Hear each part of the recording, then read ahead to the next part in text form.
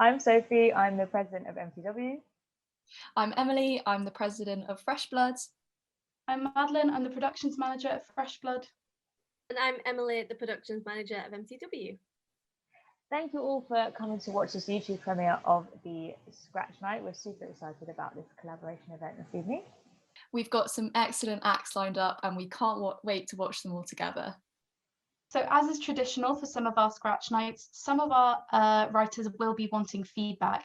So as their pieces are being played, I'll put a little Google form link in the YouTube premiere chat.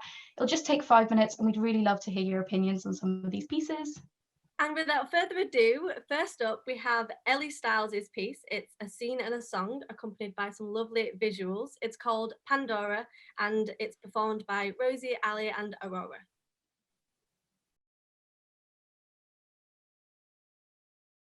Once upon a time there was an almighty being, god of the sky, god of lightning, god of thunder, and ruler of all the gods on Mount Olympus. But our story begins with two brothers, Epimetheus and Prometheus, who led Zeus to have the most elaborate bitch fit ever. Long story short, Prometheus stole fire from Zeus and gave it to the people of the world who clearly needed it. Zeus was like, "Not on my watch," and chained him to a rock to be tortured over and over for the rest of eternity. But clearly, even that wasn't enough for Mr. Testosterone. Oh no, Zeus had to go after Prometheus' brother as well, Epimetheus. We all know the only way to get a man's attention is through his heart. So Zeus created me, a gorgeous, graceful, amazing goddess with a shameless mind and deceitful nature. I'm just a dream. Anyway, I was sent to Earth to entice Prometheus and marry him. But here's where the fun comes in. I was sent to Earth with a box in hand. It had all the evils of the world in it. We're talking war, hate, crime, envy, death, all that jazz. The devil was on my wedding guest list. Anyway, the ancient myth states that I opened the box and caused havoc, but I didn't. So whatever you guys did to create this world, that's on you, not some girl with a box. But in order for me to live happily with Epimetheus, the story has to end.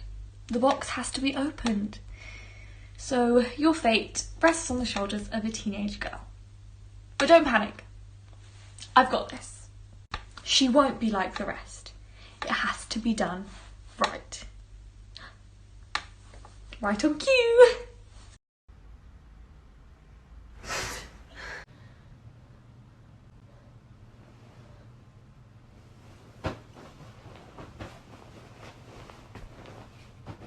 Actually, where is it? Oh.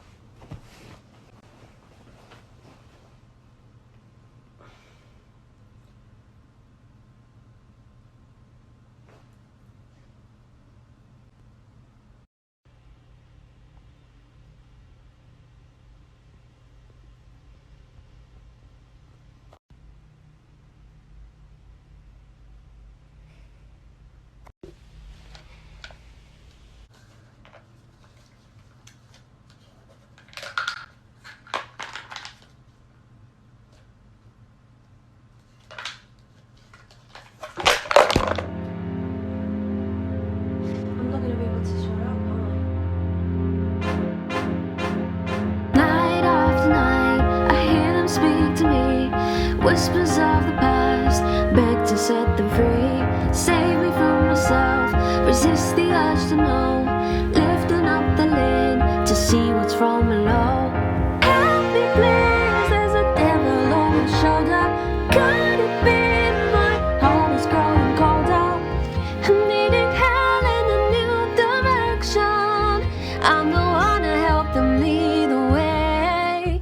I'm needing help to break protection, yeah. 'Cause the devil is here to play. Day after day, live the perfect life. Can't play it safe. I'm here to twist the knife. Something from within. Blood is pumping fast. Evil little spark. Will I fight or face the past? Just the deed and stop my hands from shaking. Help me please with all this hesitating. I don't think you're doing it right. It's okay, I'm not going to kill you. Okay, that probably wasn't the best thing to say. My name's Pandora. I'm kind of a big deal, but so are you. I'm here to help you open that box. Are you a ghost? You could say that I'm more of a spirit kind of gal, but whatever floats your boat. So what's inside of it? I mean, it's been so long, even I can't remember anymore. But hey, you wanted an adventure, right? I mean, sure, but this isn't what I was thinking. Listen, you're holding the apple of someone else's eye, the main event that no one can mystify. Plagued and youthful, but I defied the urge to try. Put the worries behind you and let hell fly. We're leading hell in a new direction. You're the one to help them lead the way. We're leading hell to break protection, yeah. 'Cause the devil is here to play. We're leading hell in a new direction. Let's see a master make it through the day. We're leading hell to cause destruction, yeah. 'Cause the devil is here.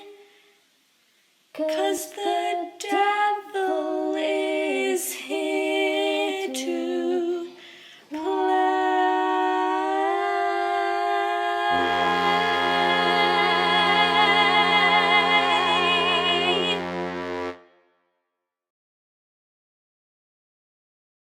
Thank you for that wonderful scene. And next up, we've got a scene from Millie Woodrow. It's going to be performed by Em, Sophie and Georgia. It contains reference to abuse and miscarriage, and it is entitled Black Fawn in Blossom. We hope you enjoy. Rural Ireland, 1970. All caste, physical. Every action is represented simply and viscerally with comings and goings. A public display, ceremonial. Quite often in life, a cavernous hole will open up where you least expect it. If a hole opens up at the bottom of your garden, what do you do? You're drinking coffee, writing letters in your head. When all of a sudden the earth is rumbling. You look out the window and you see the swing set is swallowed. The shed is gone too. What do you do then? You hadn't even thought about the possibility of this happening. You were too busy thinking about gardens of the future, fruit trees to be planted, ponds to be dug. You never thought for an instant that this old patch was in danger. Holes open up in the earth and they're dangerous. You can fall any depth. Anything can come up. If a 20-foot hare pushes through the lawn and rubs its whiskers at you, watches you with red eyes, would you scream? If a 50-foot hare pushes up through the grass and snatches up your mother, what do you do then? A hole in the earth, common as they are surprising when they come. Like an unexploded bomb. Do you take your spade and chase your stolen mother through the dirt? Does the sheer force of the rupture fling you into space like an arrow? Or do you stand stock still, frozen in shock? Did you run as the hare showed its nose through the grass and, as such, miss your mother's final, choking goodbye, waving at you? A year passes and flowers grow in the crater. You pick your blooms, trying not to fall in. If you're in space, can we call you back to Earth, or are you still out there orbiting? A year passes and your mother still hasn't resurfaced. What now? Marion is in the churchyard in front of her mother's grave, holding flowers. I thought of you the other day. I put it in my journal. I was walking along the shore, watching the ferry come in from the Isle of Man, and I remember when you told me that story about how you lost a baby stood on a beach on holiday. You told me Dad was joking around paddling even though it was stormy, and you could just feel this thick blood coming out of you and a pain in your belly. You said you couldn't get Dad to leave the beach, so you argued and ended up taking the car. Just left him there. Drove back to get him once you washed the blood out of the seat and finished crying. You only told me that story because you were angry with me, and I guess you were trying to tell me something about pain and silence. That was your true firstborn, I guess. I have something to tell them. I'd like to tell you first, if that's all right. Not because I think you'll be the happiest about it. I actually think you'll be quite angry with me. But you've been quite quiet. Not had so much to say for yourself of late, have you?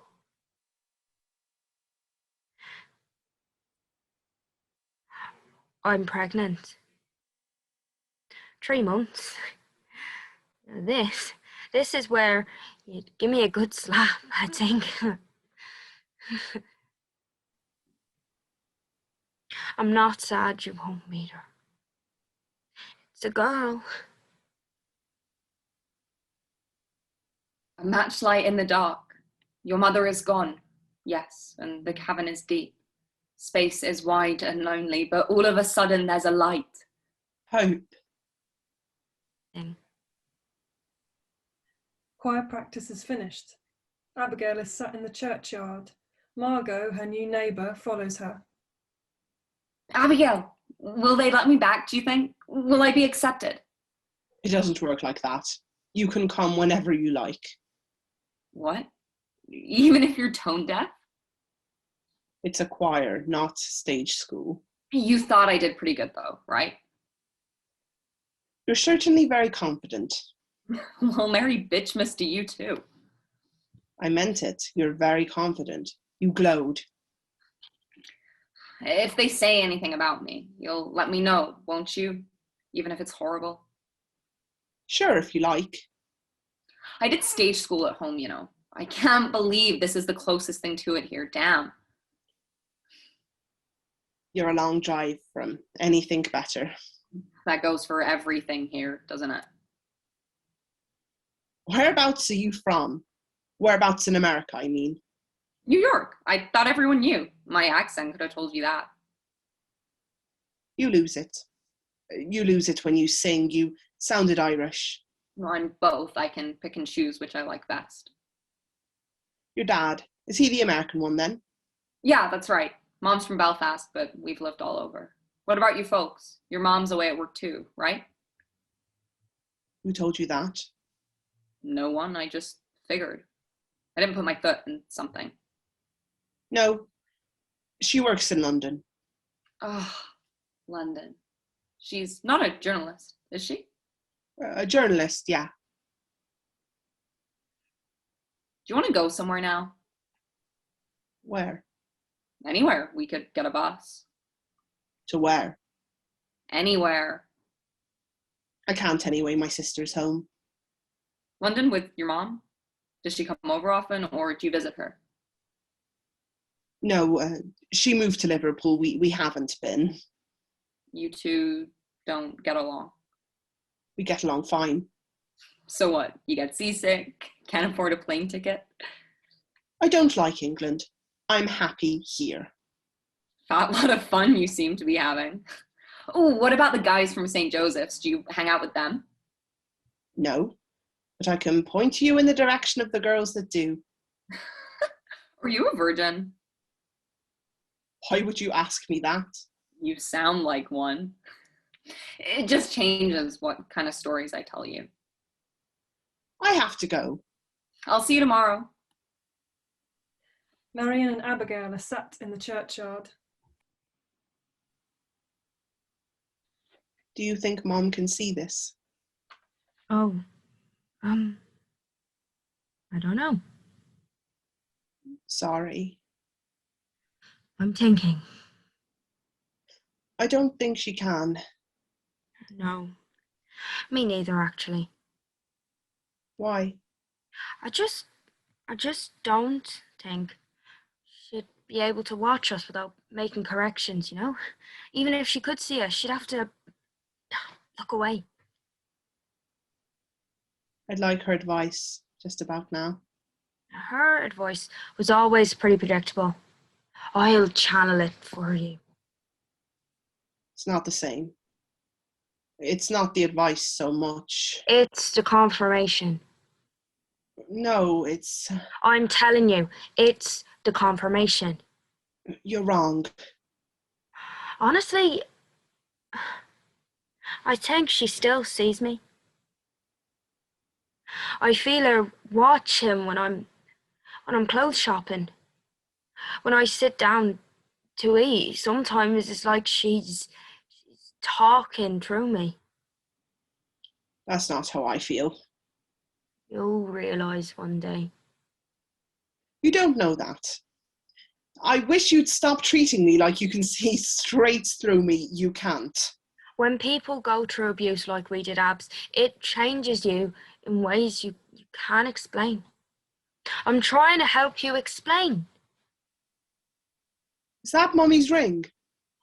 Abs. Why are you wearing her wedding ring? Oh, shut up a minute. Does Dad know you have it? Yeah, he does. He gave it to me.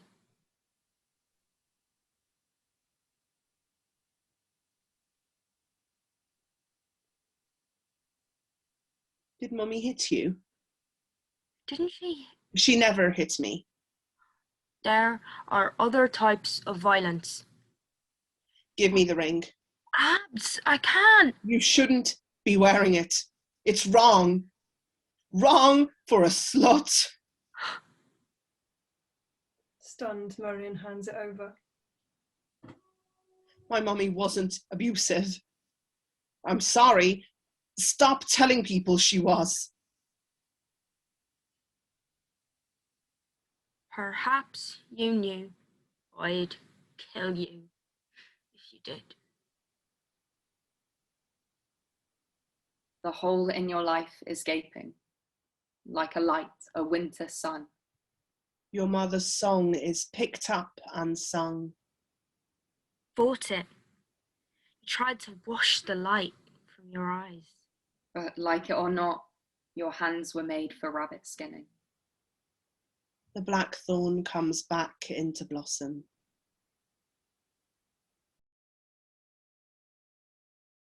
Thanks, girls, for that scene. Up next, we have a song by Reese, which is performed by David. Just a little content warning, it contains some references to suicide, but we hope you enjoy.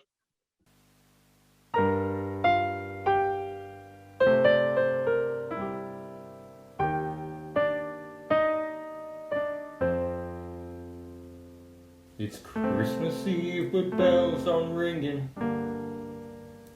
No one's singing anymore. The smiles on all the faces of the people and the places don't fill me here with the joy it did before. You break your back for everyone, it doesn't get you far, and you're always second best, no one wonders who you are, and you find that you stop caring anymore, and the bells aren't ringing.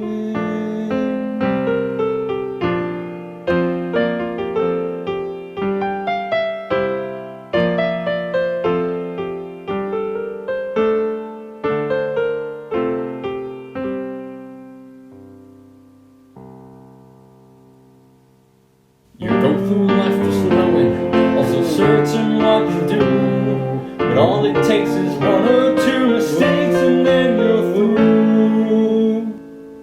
Now I'm standing all alone here in this cold, unfeeling night, looking at the stars, but they don't seem to shine so bright anymore.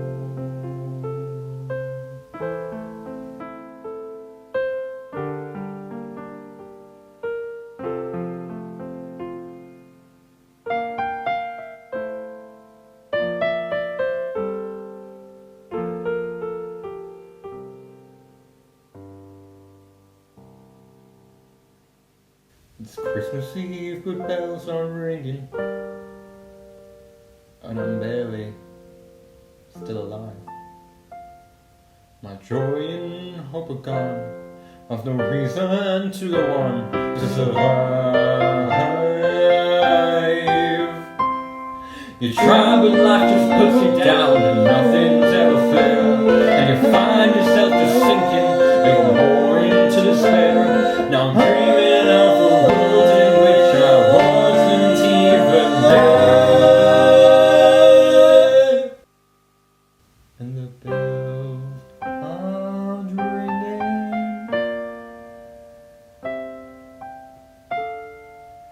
The bells aren't ringing.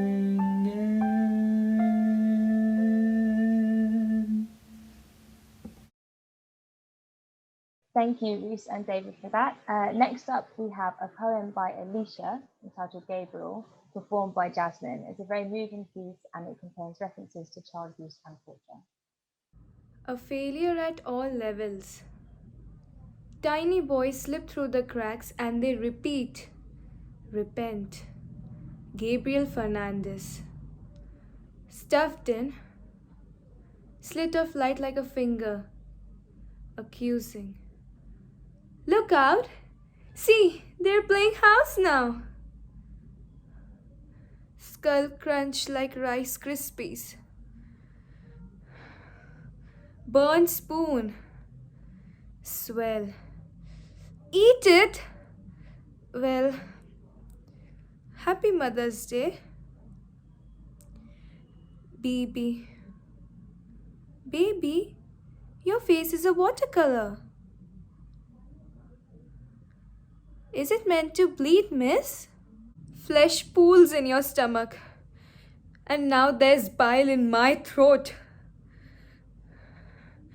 Feels like a bullet's in my lung too. 8 months. You still won't make the paper. There is evil in this courtroom. Rivers in your mouth pouring out and I thunder. Do you know what it feels like to be held? Children should be playing in the sun, sir. 2 dresses hang in the beaten closet he's grown in. His whole life blown out. Unbelievable. You were so small, so infinite. Systems are strings that tie your throat instead. Lies peel the gritty ends of nails, spread like peanut butter on toast. Melting, but only slightly. And then you are lost.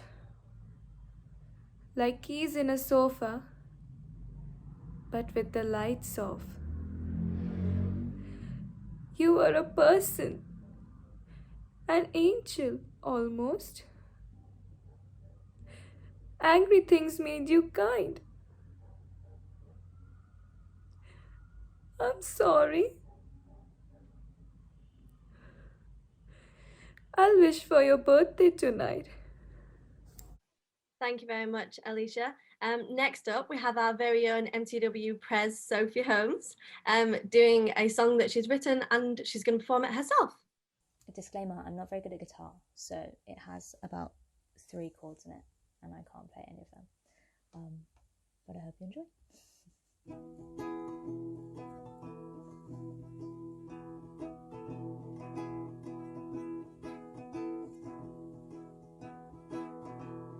There's not enough, that's still too much time to catch the moments passing us by. Though it feels our backs on the wall, we've not stopped, we're just pressing pause. Even when the summer ends, you know spring is returning. Even when the night is dark, you know there's a moon. Though in the space in between, it might be hurting. I know the more I wait, the more it's true that I'll see you soon.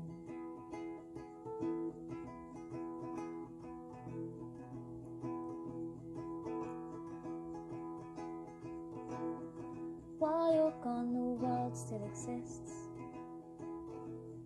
and we'll make up for time that we've missed. And though it feels there's lots to achieve, some days it's fine to just sit and breathe.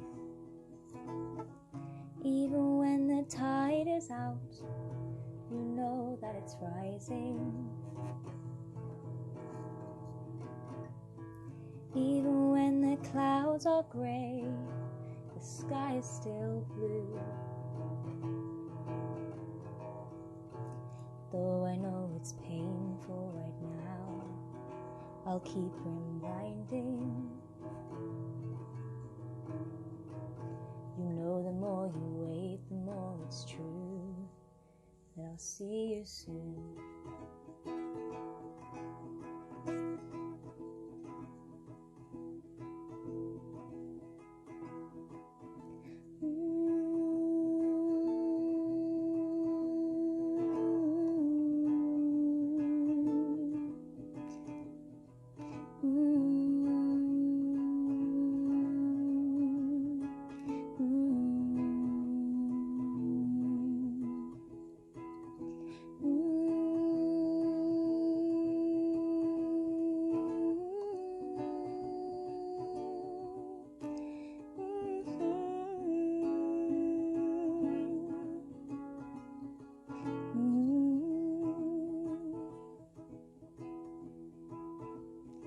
While we wait for all this to pass, waiting for dawn in the depths of the dark.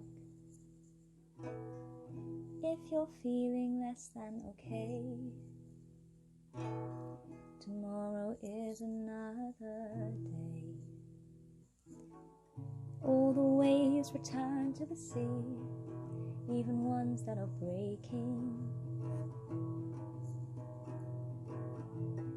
The more it rains during a storm, the more flowers will bloom.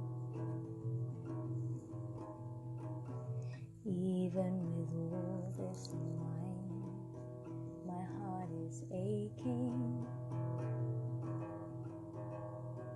But I know the more I wait, the more it's true that I'll see you soon.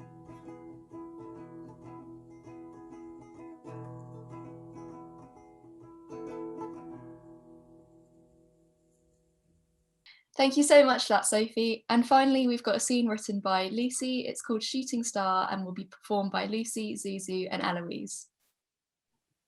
Hi, my name is Lucy and we'll be reading a short film that I've written called Shooting Star, and I'll be reading the stage directions as well as other minor characters.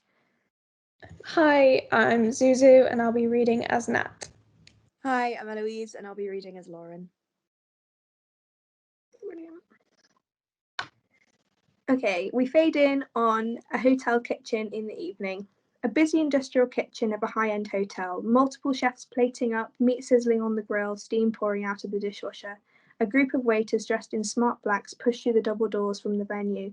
They crowd the bin, scraping half-eaten food off cleared plates. The waiters chat loudly, jibing at each other and cracking jokes, more like a friendship group than colleagues. Nat, 20, a rough and ready waitress, enters behind the group. She carries a heavy stack of dirty plates, the cutlery sliding around on top. Excuse me.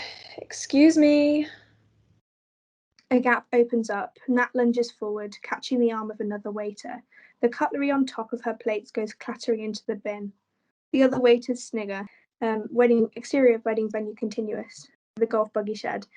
Nat looks over her shoulder. No one follows. She tucks herself around the side of the shed and leans against the wall. Tilting her head skyward, she gazes up at the stars. It's a clear night. Bright constellations litter the deep blue above. Nat smiles, completely mesmerized. Eyes not moving from the heavens, Nat reaches up for the donut. As she pulls back the napkin, there's a whimper from the other side of the shed as Nat goes to investigate. Lauren, 30, crouches with her head in her hands, the bottom of her wedding dress stained with mud. Nat pulls back, startling the crying bride. Oh, God.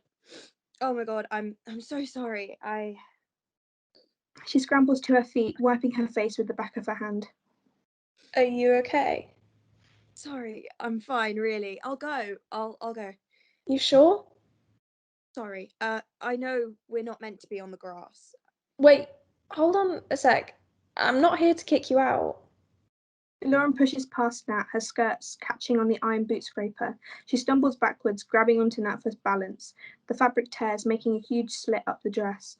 Lauren gawks at the damage. She whimpers again and collapses to her knees in tears. Hey, it's okay. One of the girls has a sewing kit in her bag. I can run and get it. No one has to see. No, thank you. Lauren takes a moment to calm herself down. She tries to dry her eyes with her fingers, but it smears the makeup. Do you have a tissue? Nat rummages through her pockets. No, sorry. But I have a donut. Nat takes the parcel from her pocket. She peels back the paper to reveal the pink sprinkled donut. Lauren's face cracks into a smile, then a giggle. They laugh together. Do you want to split it? Are you sure? Yeah, I don't mind. Nat perches on the bench next to the building, Lauren beside her. She breaks the donut in half and hands a piece to Lauren. Thanks. I'm starving. You what? We just did 5 courses. Yeah, I didn't eat much. Lauren takes a bite. This is really good. I know, right?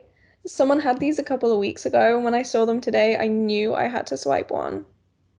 I don't blame you. A long pause as the women finish their mouthfuls. Nat licks her fingers clean, content to be with company. Lauren sinks into herself, sadness creeping back in. Nat watches Lauren with concern. She ponders for a moment, then looks up at the night sky. We cut to the golf course moments later. Nat leads Lauren excitedly across the golf course. The pair stop in the centre of the perfectly flat green. What are we doing? Nat tilts her head to the sky. She grins at Lauren and points to the stars above. Confused at first, Lauren gazes up. She takes in the view, a smile slowly appearing at the corner of her lip. It's magical. The sky is so clear that there's a faint imprint of the Milky Way. Why didn't you just show me from over there? It's not the same. First clear night in months. Wow. Must be a special occasion or something. Oh, I don't know about that. Sorry, I didn't mean. Lauren looks down, disheartened. She slumps to the ground. What are you doing? Your dress. For it. Lauren lays on her back. She puts her hands behind her head and looks up at the sky. Now, this is the best view. Nat bursts into laughter. What are you laughing at? You. Me? Yeah, you in your white dress. It's a proper sight. How much was that thing anyway? It must have cost a fortune. I don't care. His family paid for it. Lauren scoffs. You should sit. Come on. It's great down here. You don't have to strain your neck. I'll get mud all over my arse. Come on. I don't know. I'm the one in a white dress. You've got nothing to worry about.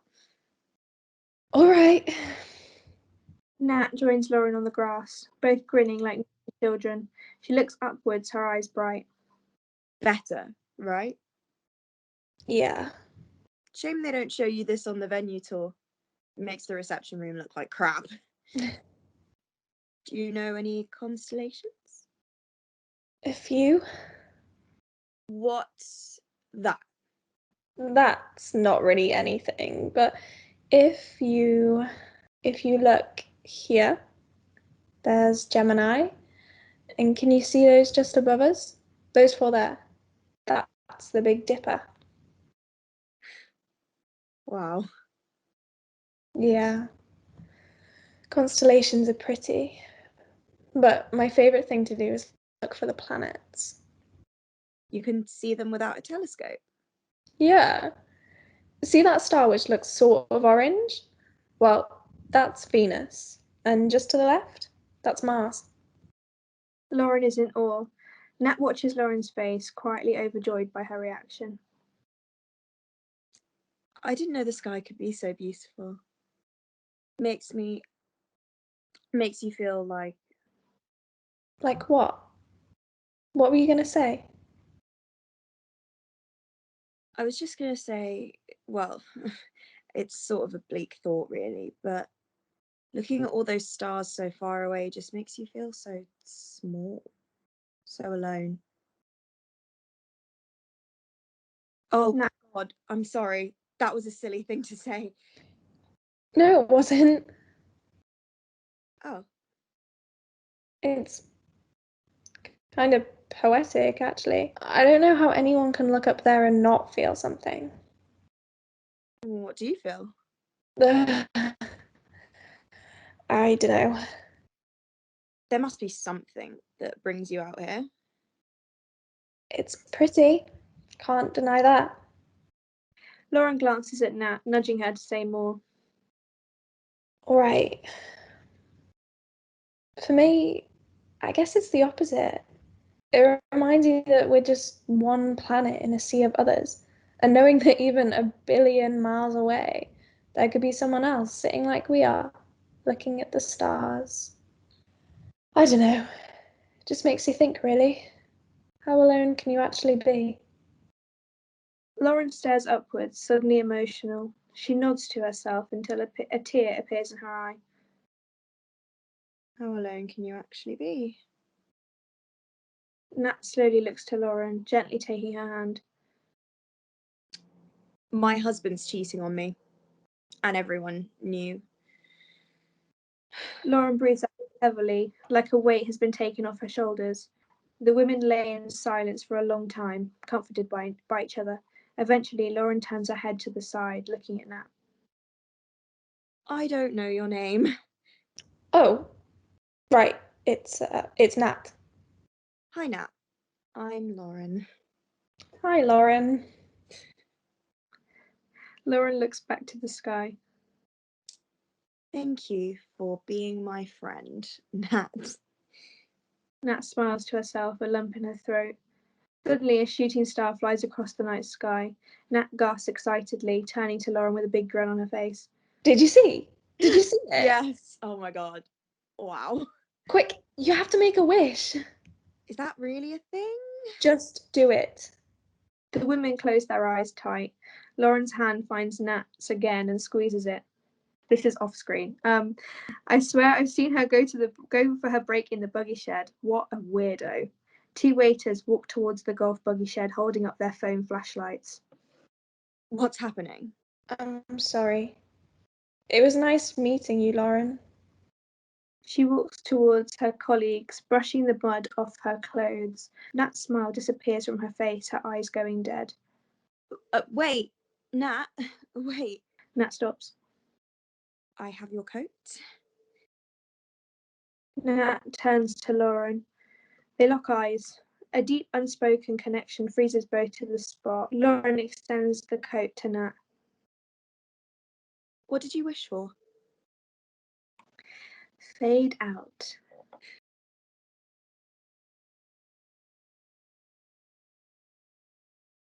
Thank you so much, Lucy, Zuzu, and Eloise, for finishing off our night tonight. Thank you so much for coming. Don't forget to fill out one of our feedback forms if something really struck you tonight. They're super helpful for all our writers and performers. Yeah, another massive thank you to all the writers and the performers. We really hope you've enjoyed it. Thank you, everyone. Have a lovely evening. Bye.